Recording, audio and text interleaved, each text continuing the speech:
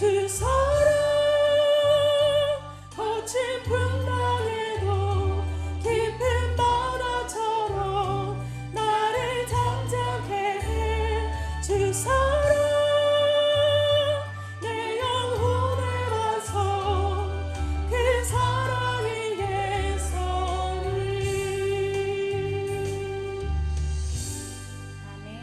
19절 말씀입니다. 19절에서 23절까지.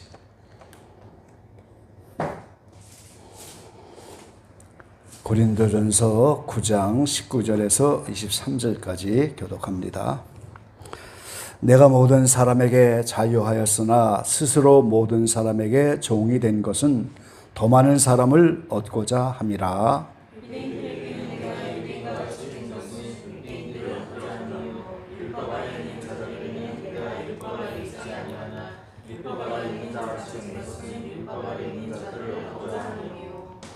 율법 없는 자에게는 내가 하나님께는 율법 없는 자가 아니요 도리어 그리스도의 율법 아래 있는 자나 율법 없는 자와 같이 된 것은 율법 없는 자들을 얻고자 함이라.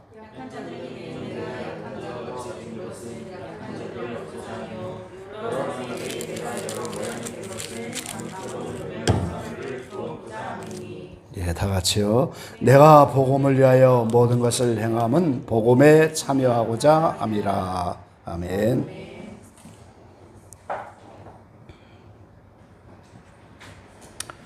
예, 오늘도 주의 평화와 함께 하시기를 간절히 기원합니다. 예, 원장님이 동참하시고 또 우리 강 전사님 모셔서 대부흥을 이뤘습니다. 오늘. 예.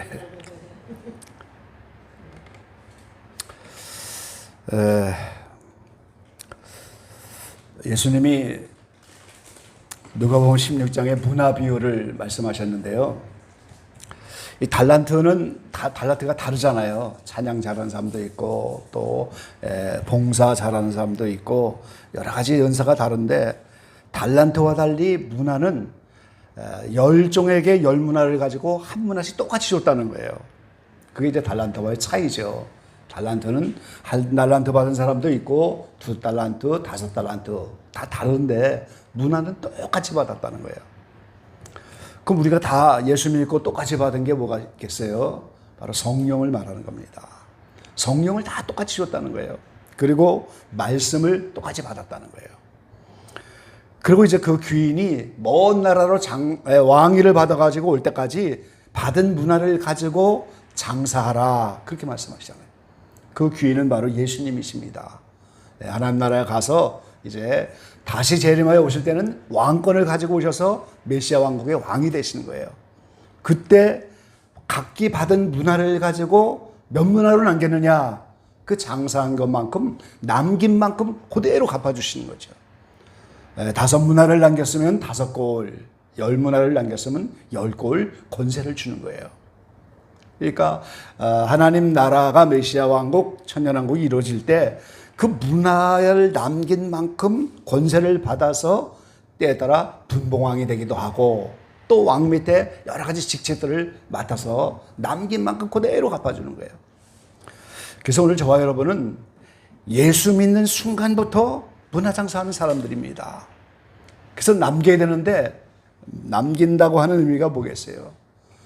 성령이 문화라면 성령의 열매를 맺는 삶을 살아야 되고 말씀이 문화라고 하면 말씀의 열매를 맺는 삶을 살아야 돼요. 그리고 추가하여 한 가지 성령의 감동으로 문화받은 그 말씀, 복음을 전파하는 사명 그게 기본적으로 따라 붙는 거예요.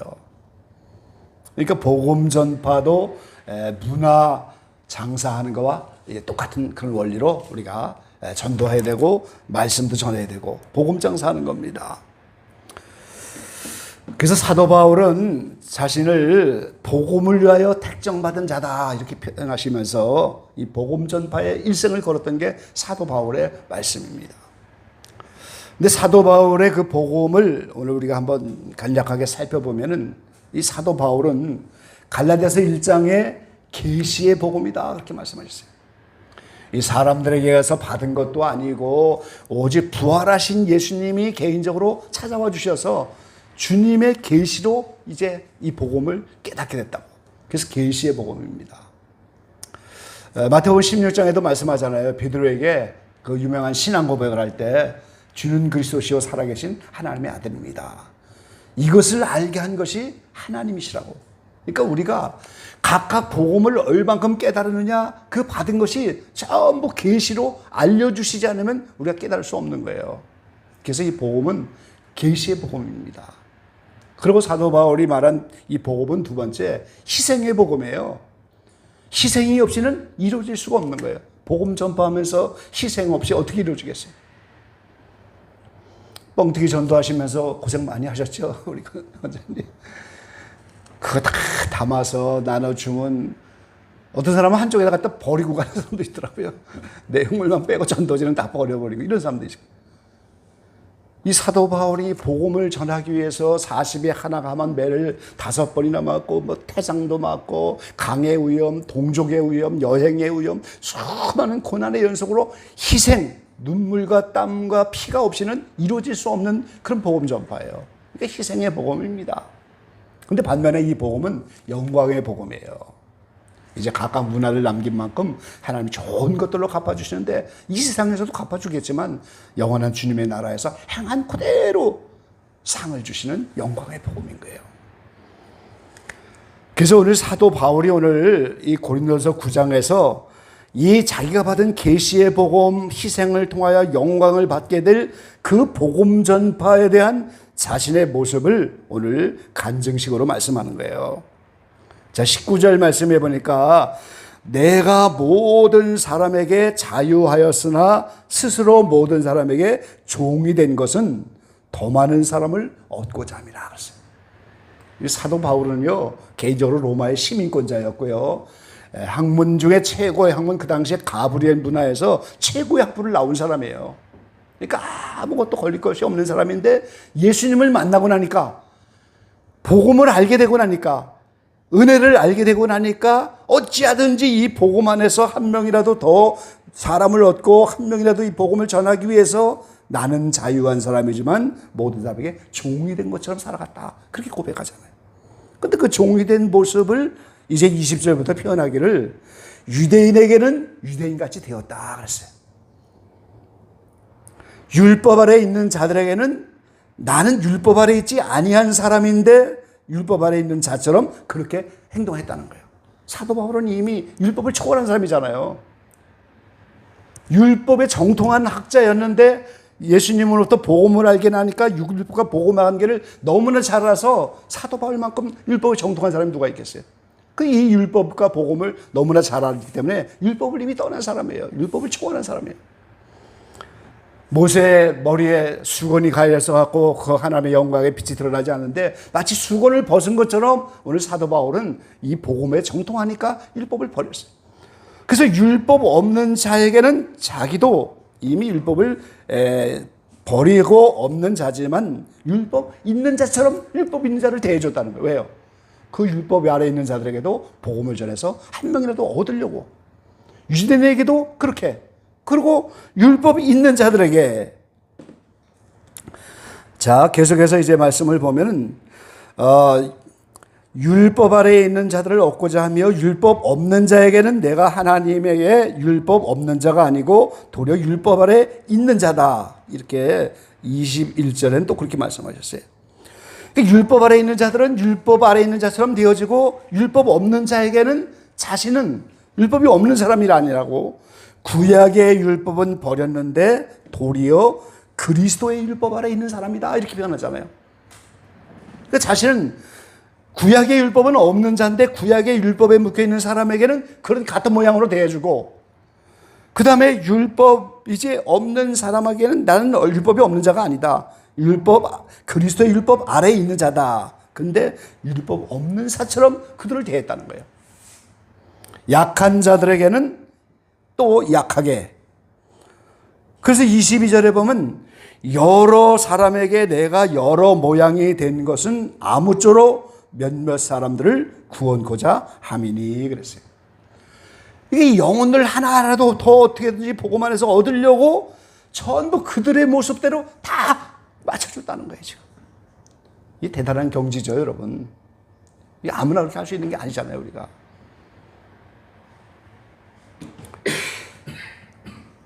예수님과 같은 온유 겸손이 없으면 할 수가 없는 일입니다, 여러분.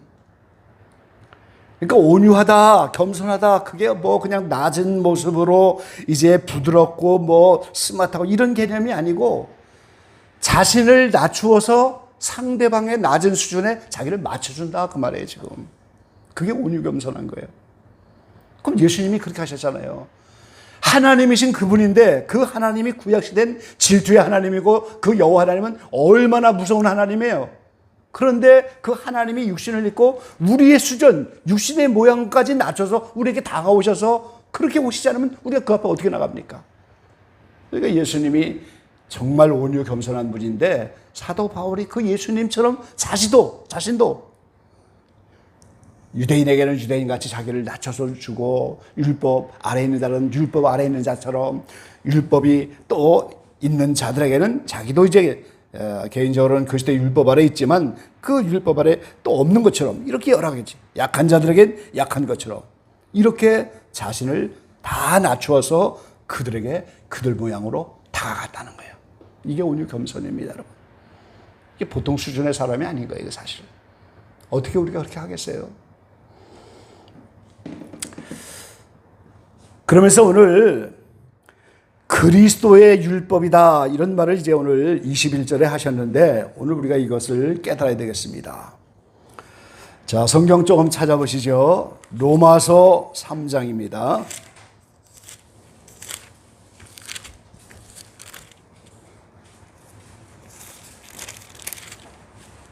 로마서 3장 20절이에요.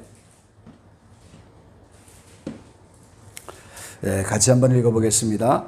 그러므로 율법의 행위로 그의 앞에 의롭다 하심을 얻을 육체가 없나니 율법으로는 죄를 깨달음이니라. 아멘. 자, 모세를 통하여 율법이라고 하는 딱 이 법을 준 것은 죄를 깨닫게 하려고 주신 거예요. 그러니까 율법이 없으면 죄가 되질 않아요. 그러니까 죄를 깨닫게 하려고 율법을 줬는데 사도 바울은 그 모세 율법을 이미 초월했고 자기는 그리스도의 율법이다 이런 말을 했어요. 그리스도의 율법이 뭡니까? 그리스도의 율법. 자, 이 그리스도의 율법이라고 하는 것은 자, 로마서 8장입니다. 로마서 8장 4절 말씀이에요. 4절 다 같이 한번 보죠. 육신을 쫓지 않고 그 영을 쫓아 행하는 우리에게 율법의 요구를 이루어지게 하려 하심이니라. 그랬어요. 자, 이 율법이 요구하는 게 있다는 거예요. 율법의 요구다. 율법이 지금 죄를 깨닫게 하는데 그 율법은 정죄하는 기능이에요. 그럼 죄가 있으면 정죄한단 말이죠. 그럼 어떻게 돼요? 죄의 삭은 사망이니까 사망으로 떨어질 수밖에 없어요. 근데 예수님이 먼저 성령을 따라 행하는 우리에게 율법의 요구를 이루셨다고. 거기 3절 말씀에 그런 표현하잖아요. 율법이 육신으로 말미암아 연약하여 할 수 없는 그것을 하나님은 하시나니 곧 죄를 인하여 자기 아들을 죄 있는 육신의 모양으로 보내어 육신의 죄를 정하사. 자, 율법을 통해서 육신의 죄를 정해서 율법은 정죄하는 기능인데 예수님이 오셔서 율법의 요구를 이루어졌다. 그 예수님은 죄가 없으신 분이니까 아무리 정죄해도 하나님이 의롭다고 하셔서 하나님이 판단하셔 무죄선을 하는 그게 율법의 요구를 이루는 거예요. 그럼 예수님이 그런 삶으로 본을 보이시고 십자가의 사랑을 통해서 그렇게 죽으셨는데 죽고 나니까 죄가 없으니까 부활하시는 거잖아요. 부활 안 하셨으면 여전히 사망 권세에 있기 때문에 예수님도 죄가 있는 거예요. 근데 죄가 없음이 드러나죠. 그러니까 율법의 요구를 이루시는 거예요. 그걸 그리스도의 율법이라고 하는 거예요, 우리가. 율법의 요구를 다 이루신 그런 그리스도의 율법. 그래서 우리도 이런 예수님을 본받아서 율법이 요구하는, 율법이 아무리 죄로 우리를 정죄하려고 해도 하나님이 의롭다고 하시니까 아무도 우리를 불의하다 할 수 없는 그 로마서 8장의 죄에서 해방되는 그 신앙의 경지까지 가야 한다는 거예요. 우리도. 그래야 율법의 요구가 이루어지는 거예요. 그래야 사도 바울처럼 그리스도의 율법 아래 있다 이렇게 표현합니다. 그리고 또 하나는 그 율법을 완성하셨다 그 말이에요. 그 율법을 완성한 것이 그리스도의 율법입니다. 자, 우리 로마서 찾고 있으니까 10장 한번 보시죠. 10장 4절 말씀이에요. 4절 다 같이 보겠습니다.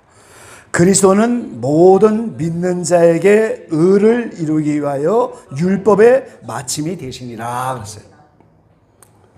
자, 많은 분들이 지금은 은혜 시대니까 율법이 필요 없다 이렇게 표현하시잖아요. 그분들이 제일 주장하기 좋은 성경 구절이 바로 이거예요. 믿는 자에게 의를 이루기 위하여 율법의 마침이 되시니라. 어떤 번역에는 이걸 끝이라고 그랬어요. 율법의 끝이 됐다. 그런데 대부분의 다른 번역은 그렇게 표현하지 않았어요. 율법의 완성이 됐다. 이렇게. 끝이 다 마쳤다는 개념이 아니고 성취되었다. 율법이 완성되었다. 이렇게. 자, 마태복음 5장 같이 보겠습니다.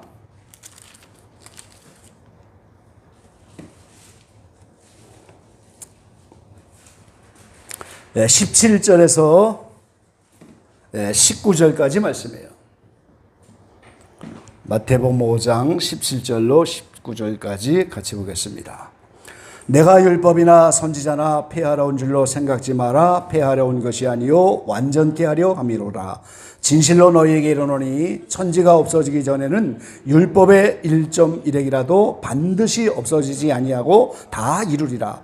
그러므로 누구든지 이 계명 중에 지극히 작은 것 하나라도 버리고 또 그같이 사람을 가르치는 자는 천국에서 지극히 작다 일컬음을 받을 것이요 누구든지 이를 행하며 가르치는 자는 천국에서 크다 일컬음을 받으리라 그랬어요.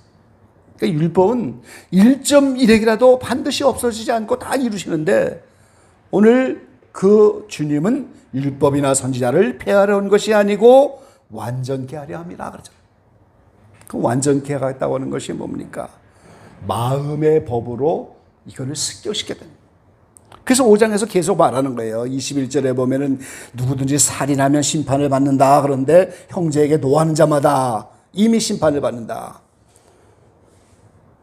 간음하지 말랐다는 거 들었지만 27절에 음욕을 품는 자는 이미 간음했다. 이런 식으로 마음의 율법으로 승격을 해서 그 율법을 완성시켰다 그 말이에요. 율법을 완성시킨 겁니다. 그게 그리스도의 율법이에요.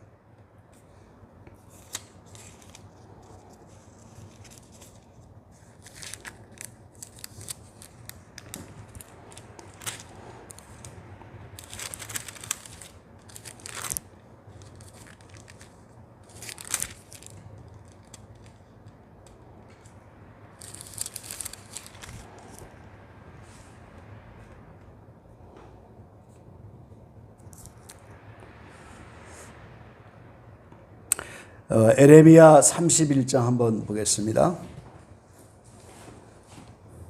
에레미야 31장 31절 말씀이에요. 에레미야 31장 31절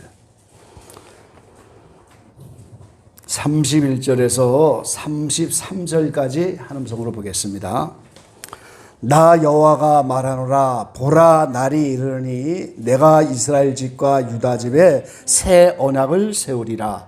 나 여호와가 말하노라. 이 언약은 내가 그들의 열조의 손을 잡고 애굽 땅에서 인도하여 내던 날에 세운 것과 같지 아니할 것은 내가 그들의 남편이 되었어도 그들이 내 언약을 파하였음이니라.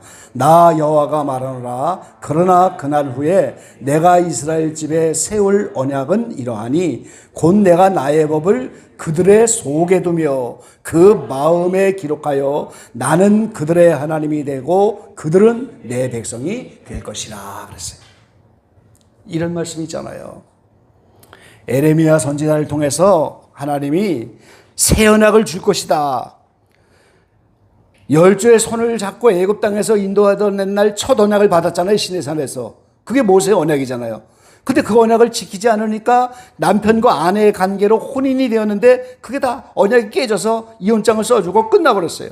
그리고 새 언약을 줄 건데 그 새 언약 33절에 그 법을 어디다 둔다고요? 그들 속에다 줄 거다.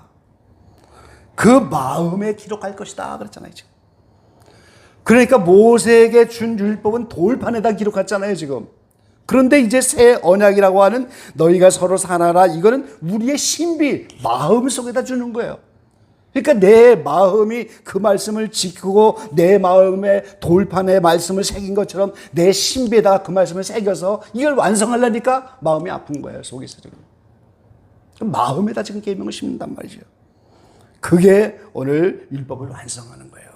그러니까 예수님은 이 땅에 오셔서 율법이 요구하는 걸 다 이루시고 그 율법을 완성하러 오셨기 때문에 완성해서 마음의 계명으로 완성을 시켰다는 거. 그게 그리스도의 율법이다 그 말이에요. 그래서 오늘 저와 여러분이 이제 이 복음 전파자가 되고 문화받은 자의 그 첫 번째 기본적인 사명이 이 말씀을 따라 살아가서 말씀의 열매를 맺는 거고 복음을 전파하는 것인데, 사도 바울과 같은 그런 자세로 우리가 복음을 전파해야 돼요. 몇 사람이라도 좀 얻기 위해서 내가 여러 모양으로 예수님처럼 온유 겸손하게 그들에게 그렇다고 타협하는 게 아닙니다. 거기에 맞춰주는 거예요. 그냥 여러 모양으로. 유대인에게는 유대인처럼, 율법 있는 자에게는 율법 있는 자처럼, 율법 없는 자에게는 율법 없는 자처럼, 약한 자에게는 약한 자처럼, 이렇게 여러 모양으로 이렇게 해서 그들 중 얼마라도 얻으려고 하는 그런 자세. 그게 오늘 사도 바울의 복음에 대한 태도고, 거기에는 그리스도의 율법, 그거를 자신도 본받아서 오늘 자기 안에 율법이 완성돼서 율법의 요구를 이루고, 그래서 복음에 합당한 삶이 바로 그겁니다. 이 로마서 8장의 신앙의 경지가 이 죄에서 해방되는 경지를 목표로 삼아야 되고, 그러면서도 여러 모양으로 이제 자신이 복음을 전파하기 위해서 애를 써서 열매 맺는 삶. 그게 이제 우리의 입장이죠. 예, 주변에 주님 오실 때가 멀지 않은데 정말 주님이 딱 오시면 이방인의 구원은 없습니다. 아직도 우리의 자녀들 중에서도 구원의 확신이 없는 사람도 있고, 주변의 부모님이나 이웃들에게도 구원의 확신이 없는 그런 사람들이 있는데, 그 영혼들을 하나라도 놓고 집중적으로 기도하시기 바랍니다. 이번 작정 기도 동안에 우리가 한 영혼이라도 놓고 그 사람에게 출애굽하고 변화받도록 기도해야 돼요. 하나님의 은혜의 선물로 믿음을 주지 않으면 누가 그 믿음을 가질 수 있겠어요? 그건 일방적인 하나님의 선물인데 그 선물을 받아야 되잖아요.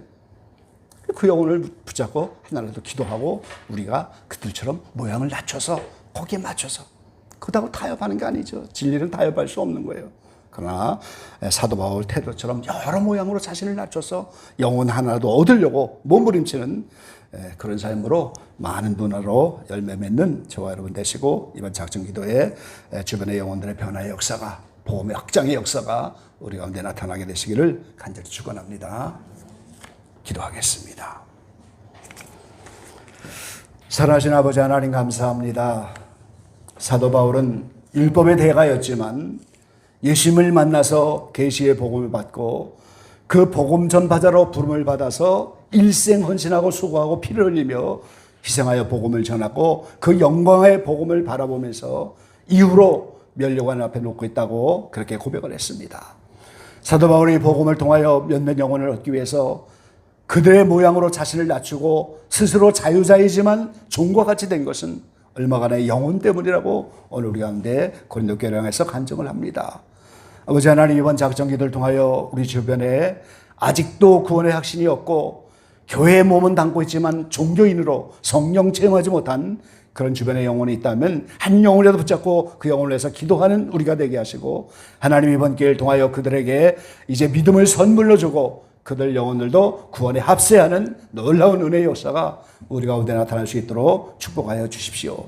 이전에도 우리가 여러 가지 기도의 제목을 가지고 주님 앞에 나왔습니다.